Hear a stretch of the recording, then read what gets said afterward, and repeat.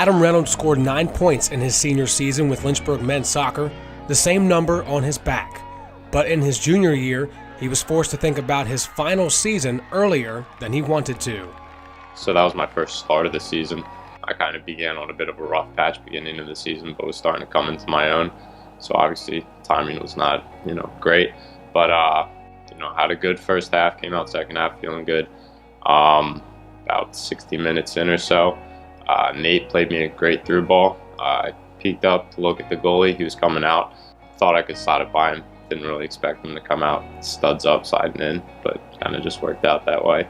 I don't really remember much about getting knocked down. I know it was pretty painful, but kind of blacked out for a moment there because, get a lot of adrenaline going and hadn't really thought about what had happened when I was lying on the ground, but just tried to get up and get off the field as soon as possible.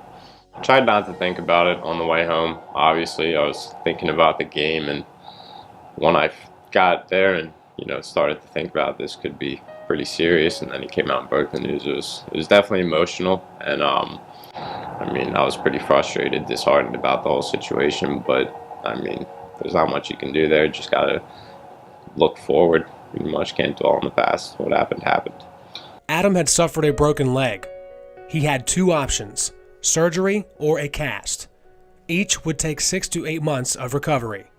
He chose the former, and turns out having a titanium rod in your leg is pretty cool. Yeah, people call it the bionic leg, and I scored a couple goals on it, so it's worked out all right. To be told that his teammates were there to help him should be obvious. What isn't obvious is how they continue to support Adam well after the initial diagnosis. Honestly, it's very hard to put into words the support that came from my teammates. It was phenomenal all throughout the whole time. I think first month and a half, I was pretty useless. Barely got out of bed, couldn't get my own food, and my teammates, I wouldn't even have to ask. I'd have guys coming to me and offering to help me out in any way that they could. Perhaps one group that doesn't share the spotlight as much as they should are the athletic trainers. And Adam isn't shy about telling you how important they were to his recovery.